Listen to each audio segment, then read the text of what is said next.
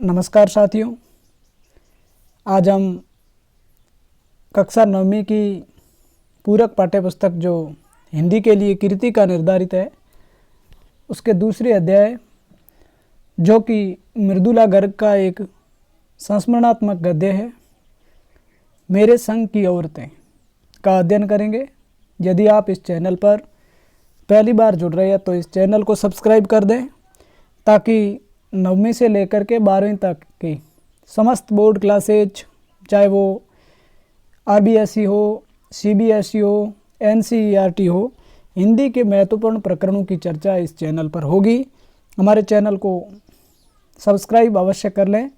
चलिए, मेरे संग की औरतें मृदुला गर्ग का एक संस्मरणात्मक गद्य है, उसकी चर्चा करेंगे। शुरू में देख लीजिएगा कि मेरी एक नानी थी, जाहिर है, पर मैंने उन्हें कभी देखा नहीं। मेरी माँ की शादी होने से पहले ही उनकी मृत्यु हो गई थी। यानी कि मृदुला गर्ग कहती है कि मेरी माँ की शादी से पहले मेरी नानी की या मेरी माँ की मृत्यु हो चुकी थी। शायद नानी से कहानी न सुन पाने के कारण बाद में हम 3 बहनों को खुद कहानियाँ कहनी पड़ी। जो 3 बहनें हैं, उनकी जो नानी है वो उनकी माँ की शादी से पहले भी मृत्यु को प्राप्त हो जाती है। नानी से कहानी भले न सुनी हो, नानी की कहानी जरूर सुनी और बहुत बाद में जाकर उसका असली मर्म या रहस्य समझ में आया। पहले इतना ही जाना कि मेरी नानी पारंपरिक, अनपढ़, पर्दानशीन औरत थी, जिनके पति शादी के तुरंत बाद उन्हें छोड़कर बैरिस्ट्री पढ़ने विलायत चले गए। यानी कि पुराने या परंपरागत विचारों वाली पर्दानशीन औरत उनकी नानी, और उसके पति या उनके नाना जो है मृदुला गर्ग के, वो शादी के जस्ट बाद उनको छोड़ करके बैरिस्ट्री के लिए परदेश चले जाते हैं। कैम्ब्रिज विश्वविद्यालय से डिग्री लेकर जब वे लौटे और विलायती रीति रिवाज के संग जिंदगी बसर करने लगे तो नानी के अपने रहन सहन पर उसका कोई असर नहीं पड़ा। न उन्होंने अपनी किसी इच्छा, आकांक्षा या पसंद नापसंद का इजहार पति पर कभी किया। यानी कि जो उनकी नानी है वो अनपढ़ है, पर्दानशीन है और पारंपरिक भी है, जबकि उनके पति बैरिस्ट्री करके विलायत से लौटते हैं, फिर भी उनका असर उस पत्नी पर या इनकी नानी पर नहीं पड़ता है। फिर आप आगे देखिए। पर जब कम उम्र में नानी ने खुद को मौत के करीब पाया तो 15 वर्षीय इकलौती बेटी मेरी माँ की शादी की फिक्र ने इतना डराया कि वे एकदम मुंह जोर हो उठी। नाना से उन्होंने कहा कि वे पर्दे का लिहाज छोड़कर उनके दोस्त स्वतंत्रता सेनानी प्यारेलाल शर्मा से मिलना चाहती है। ये उनकी नानी ने प्रस्ताव रखा। सब दंग हैरान रह गई। जिस पर्दानशीन औरत ने पराये मर्द से क्या, खुद अपने मर्द से मुंह खोलकर बात नहीं की थी, आखिरी वक्त में अजनबी से क्या कहना चाह सकती है। पर नाना ने वक्त की कमी और मौके की नज़ाकत की लाज रखी। सवाल जवाब में वक्त बर्बाद करने के बजाय फ़ौरन जाकर दोस्त को लेवा लाए और बीबी के सामने या बीबी के हुजूर में पेश कर दिया। यानी कि जो उनकी नानी है वो प्यारेलाल शर्मा से मिलने का जिक्र करती है और असल में जो उनके नाना यानी कि मृदुला गर्ग के नाना सोचते हैं कि आज तक वो इतना पर्दा रखती है, फिर भी एक दूसरे व्यक्ति से मिलने का जिक्र या इस प्रकार का प्रसंग क्यों छेड़ा गया है। अब जो नानी ने कहा वह और भी हैरत अंगेज था। उन्होंने कहा, वचन दीजिए कि मेरी लड़की के लिए वर आप तय करेंगे। मेरे पति तो साहब है और मैं नहीं चाहती मेरी बेटी की शादी साहबों के फरमाबरदार से हो। आप अपनी तरह आज़ादी का सिपाही ढूंढकर उसकी शादी कर दीजिए। ये देखिए, फरमाबरदार ऐसे कई भी शब्द आते हैं तो आपके हिंट दिया हुआ है, यानी कि आज्ञाकारी। आप अपनी तरह आज़ादी का सिपाही ढूंढकर उसकी शादी करवा दीजिए जो स्वतंत्रता प्रेमी हो। कौन कह सकता था कि अपनी आज़ादी से पूरी तरह बेखबर उस औरत के मन में देश की आज़ादी के लिए ऐसा जुनून होगा। यानी कि परंपरागत है, अनपढ़ है, पर्दा नशीन है, लेकिन इस प्रकार का उद्भट विचार किसी को ये अनुमान नहीं था। बाद में मेरी समझ में आया कि दरअसल वे निजी जीवन में भी काफ़ी आज़ाद ख्याल रही होंगी। ठीक है, उन्होंने नानी की ज़िंदगी में कोई दखल नहीं दिया, न उसमें साझेदारी, पर अपनी ज़िंदगी को अपने ढंग से जीती जरूर रही। पारंपरिक, घरेलू, उबाऊ और खामोश ज़िंदगी जीने में आज के हिसाब से क्रांतिकारी चाहे कुछ न रहा हो, दूसरे की तरह जीने के लिए मजबूर न होने में असल आज़ादी कुछ ज़्यादा ही थी। फिर आप आगे देखिए।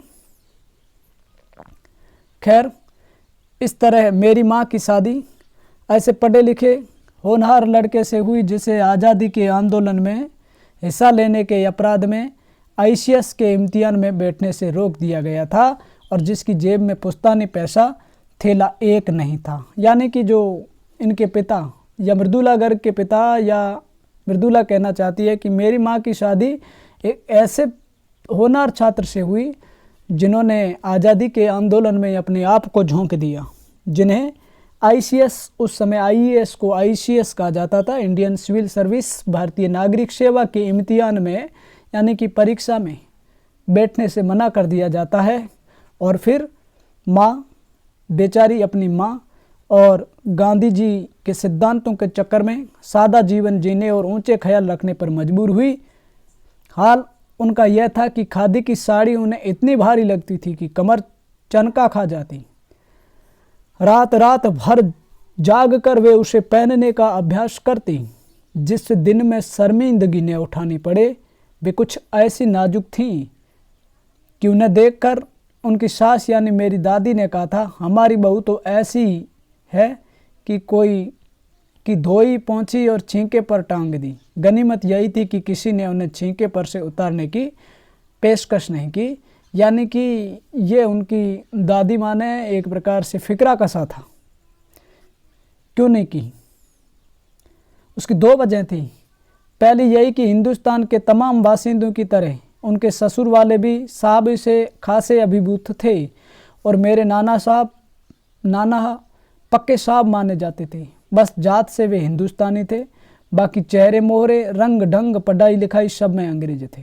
यानी कि मृदुला कहती है कि मेरे नाना जी साहब के गुणों या साहब लोग थे या अंग्रेज लोग थे, उनके गुण थे। जन्म से हिंदुस्तानी थे लेकिन व्यवहारिक साहब जैसे थे, अंग्रेजों के जैसे थे। मजे की बात यह थी कि हमारे देश में आज़ादी की जंग लड़ने वाले ही अंग्रेजों के सबसे बड़े प्रशंसक थे, गांधी नेहरू हो या मेरे पिताजी के घर वाले। भले लड़का आज़ादी की लड़ाई लड़ते जेब खाली और शोहरत सिर करता रहे, दबदबा उसके साहसी या साहबी ससुर का ही था। एक आन बान शान वाले साहब ने उनके सिर फिरे लड़के को अपनी नाजुक जान लड़की सौंपी। उससे रोमांचक क्या कोई परिकथा होती। नानी की सनक भरी आखिरी ख्वाहिश और नाना की रजामंदी बेरोमांचक उपकथाएं थीं जो कहानी के तिलिस्म को और गाढ़ा बना चुकी थी।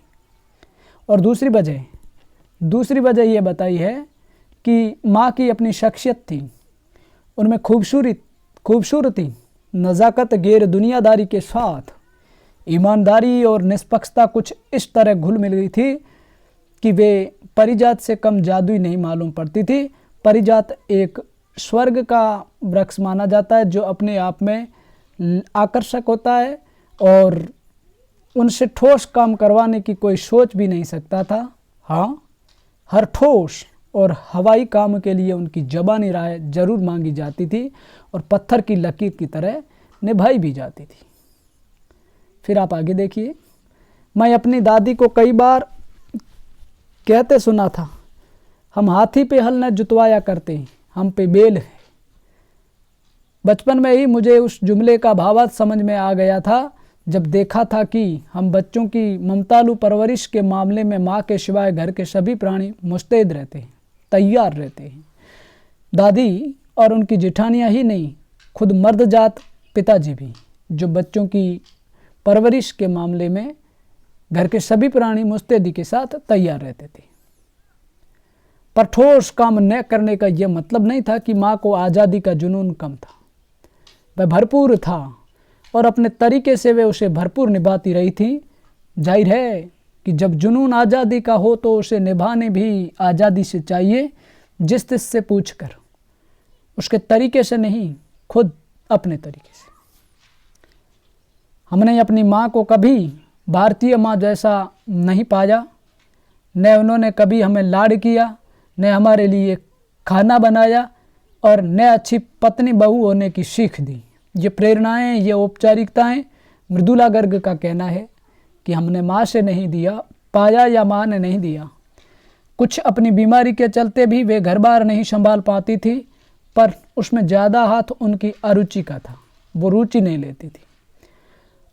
उनका ज़्यादा वक्त किताबें पढ़ने में बीतता था, बाकी वक्त साहित्य चर्चा में या संगीत सुनने में, और वे सब बिस्तर पर लेटे लेटे किया करती थी। फिर भी जैसा मैंने पहले कहा था, हमारे परंपरागत दादा दादी या उनकी ससुराल के अन्य सदस्य उन्हें न नाम धरते थे, न उससे आम औरत की तरह होने की अपेक्षा रखते थे। उनमें सबकी इतनी श्रद्धा क्यों थी, जबकि वह पत्नी, माँ और बहू के किसी प्रचारित कर्तव्य का पालन नहीं करती थी। साहबी खानदान के रोब के अलावा मेरी समझ में दो कारण आए हैं। कौन कौन से? पहला तो है कि वे कभी झूठ नहीं बोलती थी और वे एक की गोपनीय बात को दूसरे पर जाहिर नहीं होने देती थी। ये मुख्य बातें हैं या मृदुला गर्ग की समझ में आने वाली दो खास कारण या दो मुख्य पहलू है। अब देखिए, झूठ नहीं बोलती थी, पहले के कारण उन्हें घर वालों का आदर मिला हुआ था, दूसरे के कारण बाहर वालों की दोस्ती। दोस्त वे हमारी भी थी। माँ की भूमिका हमारे पिता बखूबी निभा देते थे। मुझे याद है बचपन में हमारे घर में किसी की चिट्ठी आने पर कोई उससे यह नहीं पूछता कि उसमें क्या लिखा है, भले वह एक बहन की दूसरी के नाम क्यों न हो, और माँ यह जानने को बेहाल हो कि बीमारी से वह उबरी या नहीं। छोटे से घर में 6 बच्चों के साथ सास ससुर आदि के रहते हुए भी हर व्यक्ति को अपना निजत्व बनाए रखने की छूट थी। इसी निजत्व बनाए रखने की छूट का फ़ायदा उठाकर हम 3 बहनें और छोटा भाई लेखन के हवाले हो गए। यानी कि ये जो 4 जने हैं वो लिखने का काम करते हैं, रचना का काम करते हैं। लीक से खिसके अपने पूर्वजों में माँ और नानी ही रही होती तो गनीमत रहती, पर अपनी एक परदादी भी थी जिन्हें कतार से बाहर चलने का शौक था। उन्होंने व्रत ले रखा था कि अगर खुदा के फजल से, देखिए फजल आप नीचे जा कर के देख सकते हैं, ये अनुग्रह या दया, तो इस तरह से आपके कठिन शब्दार्थ भी आपको मिल सकते हैं कि उन्होंने व्रत ले रखा था कि अगर खुदा के फजल से, दया से, अनुकंपा से उनके पास कभी 2 से ज़्यादा धोतियाँ हो जाएगी तो वे तीसरी दान कर देगी। जैन समाज में अपरिग्रह का मतलब होता है कि इकट्ठा नहीं करना, आवश्यकता से ज़्यादा जो चीज़ संकलित की जाती है उसको हटा देना। कि सनक बरादरी बाहर हरकत नहीं मानी जाती, इसलिए वहाँ तक तो ठीक था, पर उनका असली जलवा तब देखने को मिला जब मेरी माँ पहली बार गर्भवती हुई। मेरी परदादी ने मंदिर में जाकर मन्नत मांगी कि उनकी पतोहू यानी कि पुत्रवधू का पहला बच्चा लड़की हो। यह गैर रवायती मन्नत मांग कर ही उन्हें चैन नहीं पड़ा। उसे भगवान और अपने बीच पोशीदा रखने के बजाय सरेआम उसका ऐलान कर दिया। लोगों के मुंह खुले के खुले रह गए। उनके फितूर की कोई वाजिब वजह ढूंढे न मिली। ये भी नहीं कह सकते थे कि खानदान में पुश्तों से कन्या पैदा नहीं हुई थी, इसलिए माँ जी बेचारी कन्यादान के पुण्य के अभाव को पूरा करने के चक्कर में थी। यानी कि वो माँ बने लेकिन एक बच्चे की माँ, क्योंकि पिताजी की ही नहीं दादाजी की भी बहनें मौजूद थी। हाँ, पहला बच्चा हर बहू का बेटा होता रहा था। खैर, माँ जी ने अपनी तरफ से कोई सफाई नहीं दी, बल्कि बदस्तूर मंदिर जाकर दुराती रही। बदस्तूर का अर्थ कायदे से, नियम से। पूरा नकुड़ गांव जानता था कि माँ जी का भगवान के साथ सीधा साधा तार जुड़ा हुआ है, बेतार का तार जो दिखता नहीं है लेकिन बड़ी गहराई के साथ में तार तमता है। इधर वह तार खींचती, उधर टन से तथास्तु बजता। मेरी दादी तो पहली मर्तबा में ही तैयार हो गई।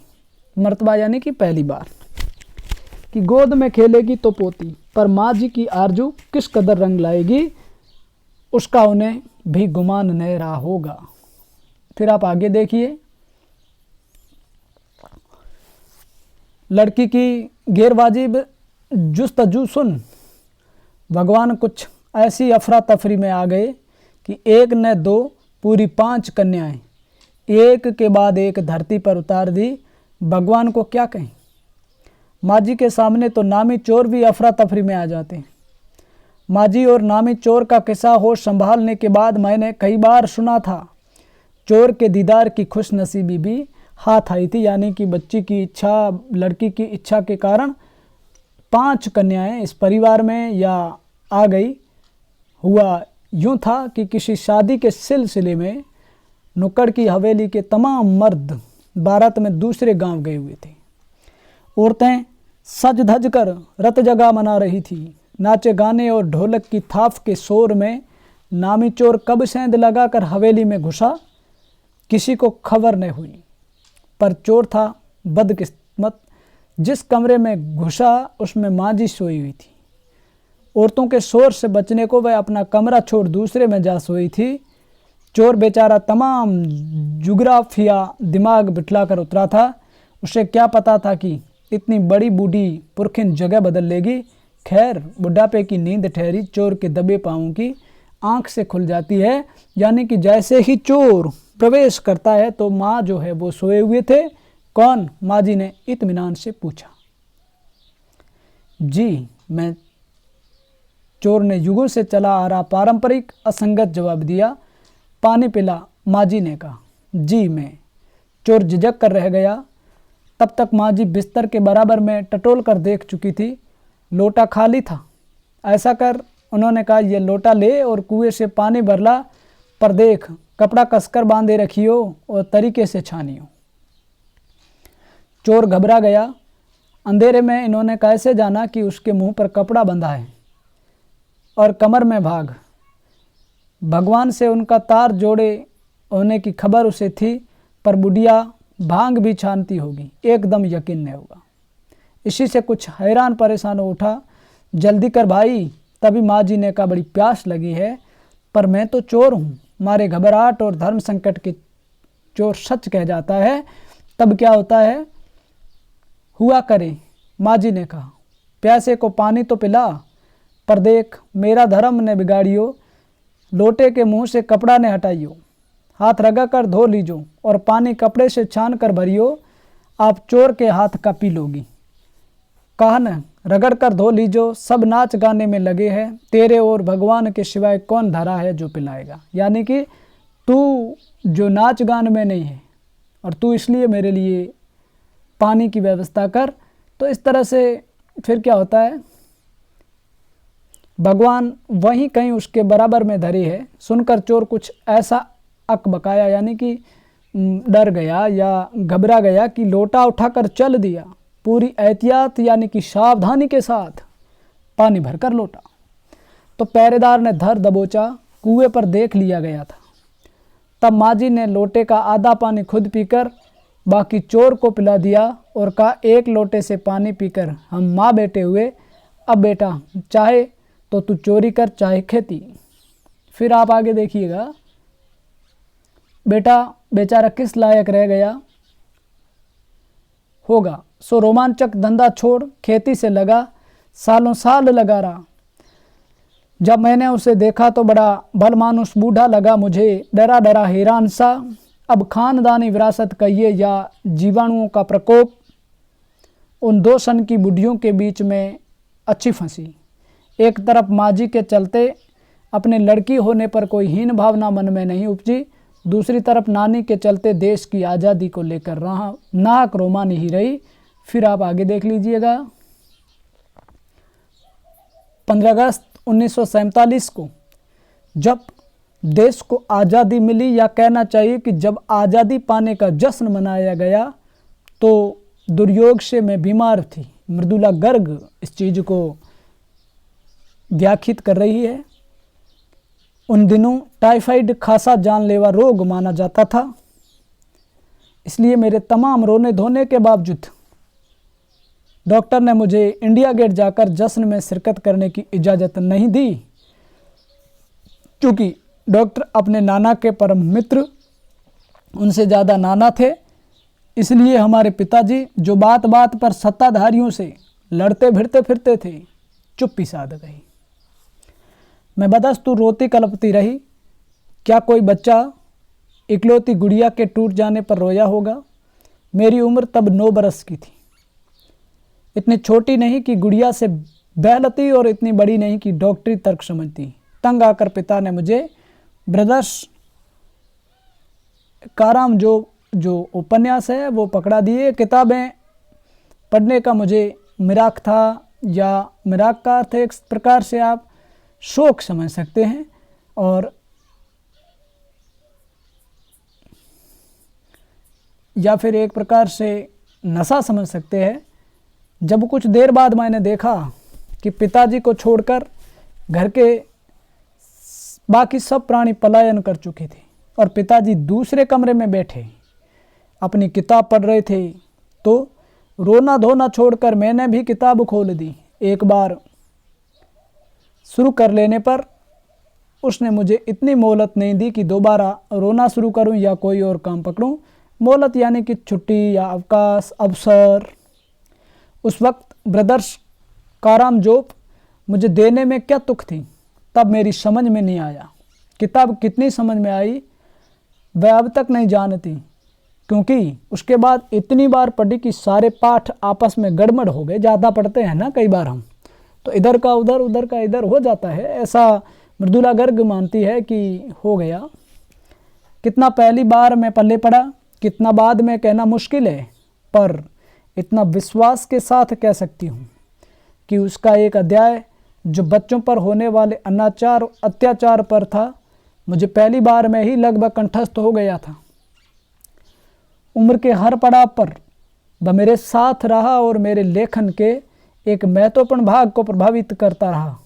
जैसे जादू का कालीन मेरा नाटक नहीं, वह 3 किलो की छोरी जैसी कहानियाँ, वह कठगुलाब उपन्यास के कई अंश जो मृदुला गर्ग के खुद के रचनाओं का भाग है। फिर आप आगे देख लीजिएगा। माँ जी की मन्नत का असर रहा होगा कि मैं ही नहीं, मेरी चारों बहनें भी लड़की होने के नाते किसी हीन भावना का शिकार नहीं हुई। यानी कि उनमें लड़की होना और हीन भावना घर कर जाना, इस प्रकार की कमी इन 5 बहनों में नहीं थी। नानी, माँ और परदादी की परंपरा बरकरार रखते हुए लीक पर चलने से भी इनकार किए रही। पहली लड़की जिसके लिए मन्नत मांगी गई थी वह मैं नहीं, मेरी बड़ी बहन मंजुल भगत थी। हम जो पढ़ रहे हैं वो मृदुला भगत है या मृदुला गर्ग है। घर का नाम रानी, बाहर का मंजुल, लेखिका अवतार हुआ मंजुल भगत। क्योंकि लिखना शादी के बाद शुरू किया और अपना नाम बदलकर पति को ग्रहण करने में कोई हीन भावना आड़े नहीं आई, इसलिए पैदाइशी जैन नाम छोड़ भगत बने। और दूसरे नंबर पर मैं थी। घर का नाम उमा, बाहर का नाम क्या था? मृदुला। और मैंने भी शादी के बाद लिखना शुरू किया, सो बतौर लेखिका नाम चला मृदुला गर्ग। मुझे याद है जब हमने लिखना शुरू किया उससे कुछ पहले नारीवाद का चलन हुआ था। शादी के बाद नाम न बदलने का रिवाज उसी ने चलाया था। मनु भंडारी का हवाला देकर हमसे पूछा भी जाता था कि आप लोग इतनी पोंगापति घरगुस्सू क्यों हो, नाम क्यों बदला? हमारे पास इसका कोई ढंग का जवाब नहीं होता था। अब जैसे मनु भंडारी है जिनका विवाह राजेंद्र यादव के साथ में होता है, उसका यहाँ भी जिक्र लिया है। फिर आगे देखिए, अब भी नहीं है, पर नाम बदलने से अपने व्यक्तित्व का कोई नुकसान होते मैंने नहीं देखा। पूछने को तो पिताजी से लोग यह भी पूछते थे, 5 बेटियों से आपका मन नहीं भरा, जो हर बेटी के 2-2 नाम रख छोड़े। मुझसे छोटी बहन का घर का नाम है गौरी और बाहर का चित्रा। वह नहीं लिखती। उसका कहना है वह इसलिए नहीं लिखती क्योंकि घर में कोई पढ़ने वाला भी तो चाहिए, यानी कि सारी की सारी जो बहनें हैं वो लिखने का काम करे तो पाठक कौन बनेगा। खैर, उसके बाद जब 4थी 5वीं बेटियां पैदा हुई, पिताजी ने इतनी बात जमाने की सुनी कि उनका एक नाम ही रखा, रेणु और अचला। 5 बहनों के बाद एक भाई हुआ और 5 बहनों के भाई का नाम राजीव। मज़े की बात यह है कि बीच की 2 बहनें ही लेखन से बची रही। अचला और राजीव फिर उसमें जा फंसे। अचला मुझसे 8 साल छोटी है और वक्त के बदलाव की लाज रखते हुए अंग्रेजी में लिखते हैं, पर राजीव फिर हिंदी के हवाले, यानी कि ये लिखने का अपना अपना शौक़ है, अपना अपनी पसंद है। हम 4 लिखते हैं और तमाम ख़ानदान हमें पढ़ता है। मेरी ससुराल में मुझे कोई नहीं पढ़ता। इस तथ्य को हजम करने में मुझे काफ़ी वक्त लगा। फिर उसके फ़ायदे भी नज़र आने लगे। कम से कम घर के भीतर तो मुझे हिंदी आलोचना बुद्धि से 2-4 नहीं होना पड़ता। खैर, मैं अपनी नहीं, उन अदेवियों की बात कहना चाहती हूँ जो परदादी की मन्नत के नतीजन धरती पर आई और लेखक नहीं बनी। जो बनी उन्हें सांस लेने की ज़रूरत कुछ ज़्यादा हो, समझ में आता है। जैसे मेरे पिताजी ने एक बार मंजुल से कहा था, कोई दम नहीं घुटता, सांस लेने की ज़रूरत ही ज़्यादा है। पर यहाँ तो हम शेर तो गैर लेखिका बहन है 1.25 शेर, यानी कि हम पढ़ी लिखी है वो शेर हैं, तो जो नहीं लिखती है वो तो 1.25 शेर है। 4थे नंबर वाली रेणु का आलम यह था कि गर्मी की दोपहरी में स्कूल से वापसी पर जब गाड़ी उसे और उससे छोटी बहन अचला को बस अड्डे से लेने जाती तो रेणु उसमें बैठने से इनकार कर देती। उसका कहना था कि यूँ थोड़ा सा रास्ता गाड़ी में बैठकर तय करना सामंतशाही का प्रतीक था, जो शायद था, पर साथ ही पिता के अतिरिक्त लाड़ का भी, और रसोइये को खाना खिलाकर जल्दी फारिग करने की लाचारी का भी। माँ तो सब चीज़ों से उदासीन रहती थी, पर पिता काफ़ी कुटते भुनते जब देखते कि अचला गाड़ी में बैठी चली आ रही है और रेणु पीछे पीछे पसीने में तरबतर खरामा खरामा। बचपन में, हाँ, खरामा खरामा का अर्थ आप धीरे धीरे समझें। बचपन में एक बार चुनौती दिए जाने पर उसने जनरल थिमैया को पत्र लिखकर उसका चित्र मंगवा लिया था, जो एक मोटरसाइकिल सवार जवान आकर उसके हाथ में दे गया था। पड़ोस में उसका रुतबा काफ़ी बढ़ गया था। गाड़ी में बैठने के साथ उसे इम्तिहान देने से भी परहेज था। स्कूल तो जैसे तैसे पास कर लिया, पर जब बीए का इम्तिहान देने की बारी आई वह अड़ गई। पहले मुझे समझाओ कि बीए करना क्यों ज़रूरी है, तब मैं इम्तिहान दूंगी। अगर मुझे यकीन आ गया कि हाँ कोई फ़ायदा है वरना नहीं। हमने तरह तरह के तर्क दिए। माँ ने कहा पिताजी से पूछो। पिताजी ने कहा नौकरी कर पाओगी, शादी कर पाओगी, लोग इज्जत से देखेंगे, वगैरह वगैरह। कोई तर्क विश्वसनीय नहीं लगा, न रेणु को न खुद उन्हें। आखिर उन्होंने इसी कुतर्क का सहारा लिया जो युगों से माँ बाप के काम आता रहा है। कहा बीए करो क्योंकि मैं कह रहा हूँ करो। रेणु ने बीए कर तो लिया, पर सिर्फ पिता की खुशी के लिए, यानी पास होने लायक नंबर लाकर। सच बोलने वह माँ से भी 2 कदम आगे है। गनीमत यह है कि आधा समय उसके सच सुनकर लोग सोचते हैं वह मजाक कर रही होगी, इसलिए बिना मेहनत वह लोगों को हंसाए रख लेती है। आज भी उसे कोई इत्र भेंट करता है तो वह कहती है नहीं चाहिए, मैं तो नहाती हूँ। यानी कि नहाने वाले को उनका मानना है कि इत्र की ज़रूरत नहीं है। फिर तीसरे नंबर पर चित्रा है। वह कॉलेज पढ़ने तो जाती थी, पर खुद पढ़ने से ज़्यादा दिलचस्पी औरों को पढ़ाने में रखती थी। इसलिए इम्तिहान में उसके अंक कम और उसके शागिर्दों के ज़्यादा आते थे, पर अपने यहाँ सब चलता था। उसकी शादी का वक्त आया तो उसने एक नज़र में लड़का पसंद करके ऐलान कर दिया कि शादी करेगी तो उसी से। मुश्किल ये थी कि हमारे माँ बाप ही नहीं, खुद लड़का भी उसके निर्णय से वाकिफ़ नहीं था, पर उसका कहना था वह जो सोच लेती है करके रहती है। तो उसकी शादी उसी लड़के से हुई। कोई मुश्किल पेश नहीं आई। आती क्यों? उसने कहा, मैंने पहली मुलाकात में ही उसे बतला दिया था कि मैं जो सोच लेती हूँ होकर रहता है। तो उसने बात आगे खींची ही नहीं, पहली मुलाकात में ही हथियार डाल दिए। हमें सबसे छोटी बहन, जिनका नाम है अचला, काफ़ी दिनों तक कुछ कम खिसकी मालूम पड़ती रही। पिता का काम मानकर पहले अर्थशास्त्र किया, फिर पत्रकारिता में दाखिला लिया, ढंग से पढ़ाई की, पास हुई, फिर पिता की पसंद से शादी भी कर ली, पर उसके आगे लीक पर नहीं चल पाई। घर बार में मन ज़्यादा रुचा नहीं और मंजुल भगत और मेरी तरह उम्र के 30 बरस पार करते ही लिखने का रोग पा लिया। तो यह भी एक प्रकार से कलम जीवी हो गई या मसीह जीवी हो जाती है। और अब आप एक बात मैं एक सी रही, घर बार को परंपरागत तरीके से हमने भले न चलाया हो, उसे तोड़ा भी नहीं। शादी एक बार की और उसे कायम रखा, चाहे तलाक के कगार पर खड़ी चली हो, पर कगार तोड़ डूबी नहीं।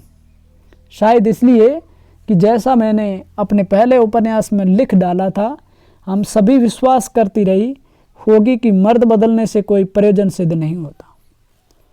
घर के भीतर रहते हुए भी अपनी मर्जी से जी लो तो काफ़ी है। अब आप देखिए, शादी के बाद मैं बिहार के ऐसे छोटे कस्बे में रही जहाँ मर्द औरतें चाहे पति पत्नी क्यों न हो, पिक्चर देखने भी जाते तो अलग अलग दड़बों में बैठते। मैं दिल्ली से कॉलेज की नौकरी छोड़कर वहाँ पहुँची थी और नाटकों में अभिनय करने की शौकीन रही थी। मैंने उनके चलन से हार नहीं मानी। साल भर के भीतर उन्हीं शादीशुदा औरतों को पराए मर्दों के साथ नाटक करने के लिए मना लिया। अगले 4 साल तक हमने कई नाटक किए। अकाल राहत कोष के लिए उन्हीं के माध्यम से पैसा भी इकट्ठा किया। वहाँ से निकली तो कर्नाटक के और भी छोटे कस्बे बागलकोट में पहुँच गई या चली जाती है मृदुला गर्ग। तब तक मेरे 2 बच्चे हो चुके थे जो स्कूल जाने लायक उम्र पर पहुँच रहे थे, पर वहाँ कोई ढंग का स्कूल नहीं था या उस बागलकोट में इस प्रकार की व्यवस्था नहीं थी। लोगों की राय पर मैंने पास के कैथोलिक बिशप से दरख्वास्त की कि उनका मिशन वहाँ के सीमेंट कारखाने की आर्थिक मदद से हमारे कस्बे में एक प्राइमरी स्कूल खोल दे। पहले उन्होंने कहा चूँकि उस प्रदेश में क्रिश्चियन जनसंख्या कम थी, इसलिए वहाँ स्कूल खोलने में असमर्थ थे। मैंने गैर क्रिश्चियन बच्चों को भी शिक्षा पाने के लायक सिद्ध करते हुए अपना इसरार जारी रखा, यानी कि निवेदन जारी रखा, आग्रह जारी रखा।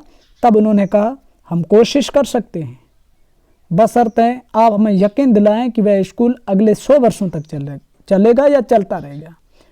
मुझे गुस्सा आ गया। मैंने कहा, स्कूल की छोड़िए, किसी के भी बारे में यकीन नहीं दिलाया जा सकता कि वह अगले 100 बरस तक चलेगा। वे भी गुस्सा खा गए, बोले, खुदा का लाख शुक्र है कि बच्चों के नए पढ़ पाने की समस्या आपकी है, मेरी नहीं। बात कड़वी थी पर 100% सच के आगे सिर झुकाने की हमारी बचपन की आदत थी। सो मैंने तय किया कि मैं खुद अंग्रेजी, हिंदी, कन्नड़ 3 भाषाएं पढ़ाने वाला प्राइमरी स्कूल वहाँ खोलूँगी और कर्नाटक सरकार से उसे मान्यता भी दिलाऊंगी। ये एक प्रकार से प्रण ले लिया जाता है वहाँ के अनेक मेहनती और खिसके लोगों की मदद से। व्रत पूरा हुआ। मेरे बच्चे तथा अन्य अफसरों के बच्चे उसी स्कूल में पढ़े। बाद में अलग अलग शहरों के अलग अलग ख्यात स्कूलों में दाखिला भी पा गए। ऐसे अनेक मौके आए जब मैंने अपने जिद्दीपन के नमूने पेश किए, पर सबसे ज़्यादा उसने मंच पाया मेरे लेखन में, जो शुरू से अब तक लीक से खिसका, अपनी राह खुद तलाशता रहा है। पर सब कुछ कर लेने पर भी मैं अपनी छोटी बहन रेणु के मुकाबिल नहीं पहुंच सकती। 1950 के अंतिम दौर में एक रात दिल्ली में एक साथ 9 इंच बारिश हो गई। दिल्ली की खासियत यह रही है कि थोड़ा पानी बरसते ही वहाँ के नाले परनाले में बाढ़ आ जाती है, पुलों के नीचे पानी भर जाता है या तमाम यातायात ठप हो जाता है। इस कयामती बारिश के बाद तो सरकारी दफ्तरों के पहले तल्लों से फाइलें पानी में तैर आई थी। अगली सुबह किसी तरह का कोई वाहन सड़क पर नहीं निकल सकता था या निकला था। जाहिर है कि रेणु के स्कूल की बस भी उसे लेने नहीं आई। रेणु ने कहा, कोई बात नहीं, मैं पैदल चली जाऊंगी। सबने समझाया, स्कूल बंद होगा, मत जाओ। उसने कहा, आपको कैसे पता? इस सवाल का माकूल जवाब यानी कि उचित जवाब जो है किसी के पास में नहीं था। हमारे यहाँ फ़ोन जरूर लगा हुआ था, स्कूल में भी रहा होगा, पर बारिश के चलते वह ठप पड़ा हुआ था, तो रेणु अकेली पैदल स्कूल चल दी। गनीमत यह थी कि बारिश एक मुश्त बरस लेने के बाद थम गई थी। सड़कों पर पानी था पर और बरस नहीं रहा था, तो रेणु 2 मील पैदल चलकर स्कूल पहुँचे। जैसा हमने कहा था वह बंद था। चौकीदार रेणु को देख कर के दंग रह गया, पर रेणु को कोई मलाल नहीं था। वह वापस 2 मील चलकर घर पहुँच गई। सबने कहा, हमने पहले ही कहा था। उसने कहा, स्कूल बंद था तो मैं वापस आ गई। इसमें आपका कहना कहाँ से आ गया? सोचती हूँ कैसे रोमांच का अनुभव हुआ होगा उसे उस दिन। जगह जगह पानी से लब लब करते सुनसान शहर में निचाट अकेले अपनी धुन में मंजिल की तरफ चलते चले जाना, सच अकेलेपन का मजा ही कुछ और है। इसी तरह से एक प्रकार से मृदुला गर्ग का यह संस्मरणात्मक गद्य मेरे संग की औरतें काफ़ी अच्छा है और पूर्ण होता है। मिलेंगे फिर इस तरह के वीडियो के साथ। अगर आपने इस वीडियो को पूरा देखा है तो हमारे चैनल को न केवल सब्सक्राइब करें, लाइक बटन को पुश करें, ज़्यादा से ज़्यादा शेयर करें, ताकि हिंदी जीवियों को ये वीडियो या ये चैनल सुलभ हो सके। मिलेंगे अगले वीडियो के साथ, तब तक आप सभी को